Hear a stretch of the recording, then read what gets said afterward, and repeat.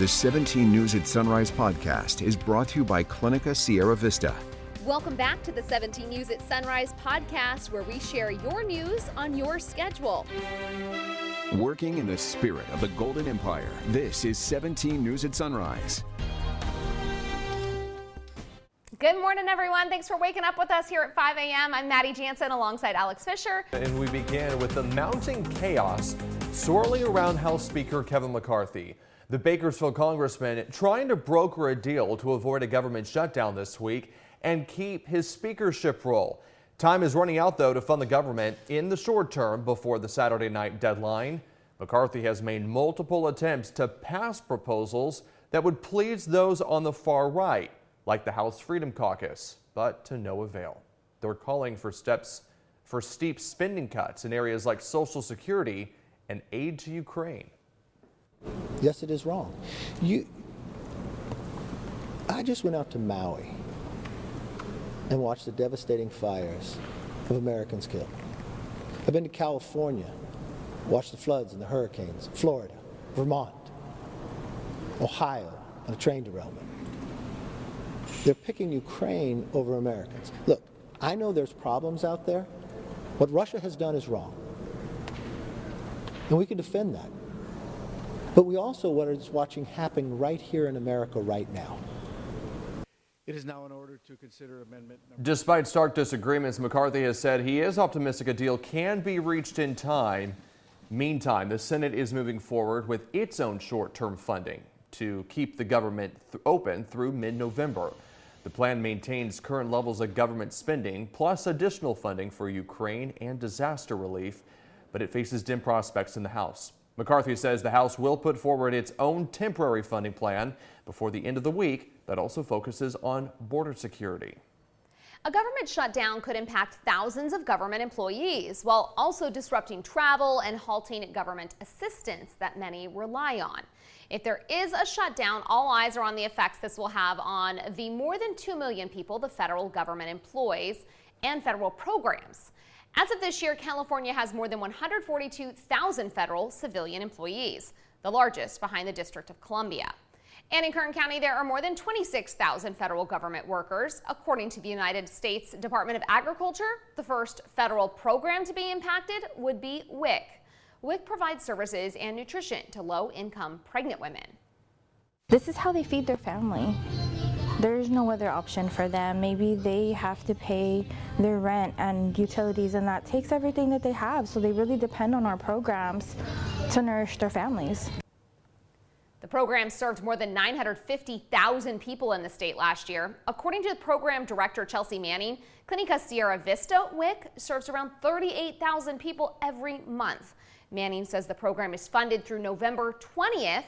But if a shutdown lasts longer than that, WIC participants would go on a waiting list and not receive food. 7 GOP candidates will take the stage tonight at the Ronald Reagan Library in Simi Valley. The 2-hour debate will start at 6 p.m. and air on Fox News and Fox Business, as well as on the network's website and other streaming platforms. There's also a Spanish language feed airing on Univision. The RNC confirmed 7 candidates will be on the stage. Florida Governor Ron DeSantis, Vivek Ramaswamy, former Vice President Mike Pence, Senator Tim Scott of South Carolina, former United Nations Ambassador Nikki Haley, former New Jersey Governor Chris Christie, and North Dakota Governor Doug Burgum. Former President Donald Trump has chosen to skip this debate once again. Making news around the state, California is doubling sales taxes on guns and ammunition. Governor Newsom signed the tax hike into the law yesterday. Under this law, the money from the added sales tax will go to pay for more security at public schools and violence prevention programs. The federal government already taxes the sales of guns and ammunition at either 10 or 11%, depending on the type of gun. The law Newsom signed adds another 11% tax on top of that.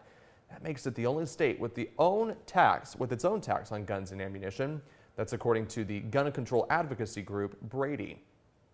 The governor also signed SB 2. That is a bill that will add restrictions and change guidelines for how to obtain a concealed carry weapons permit in California. It's known as the CCW, and such permits allow people to carry to keep out of sight specific weapons like handguns. But with SB 2, the proposal will restrict who the state can grant such a permit.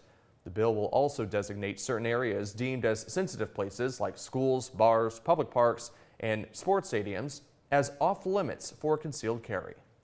The Biden administration has awarded just over $200 million to support continued construction of California's high-speed rail. The money will be used for 6 construction projects in the city of Shafter to eliminate street-level crossings at railroad intersections. The funding comes from the Bipartisan Infrastructure Act passed in 2021. The first segment of the bullet train from Bakersfield to Merced is tentatively planned to open in 2030. The segment alone is expected to cost up to $35 billion. The full cost for the high-speed rail is now pegged at $128 billion. The Writers Guild of America's strike has officially ended. The deal reached between the Guild and Hollywood media companies allowed writers to return to work starting today. The agreement increases minimums, raises the rate of health care and pension contributions, and it provides bonuses to residuals based on viewership for streaming. The agreement also contains protections around artificial intelligence, which was a major issue when writers hit the picket line more than 4 months ago. Meantime, the Actors Guild remains on strike. Now to an issue we cover extensively here at KGET, pedestrian safety. A man has died after he was hit by a car in South Bakersfield last night. According to police, the man was crossing Hughes Lane near Wilson Park when he was hit. The driver stayed at the scene. BPD asks anyone with information to call 327-7111. Smoke and flames will likely be seen in East Bakersfield later today as firefighters conduct wildland hot drills. The training burns will involve live fire exercises near Highway 178 and Weed Patch Highway. A similar burn happened on Monday. Officials say these prescribed burns help reduce the risk of wildfires. Another hot drill is scheduled for Friday.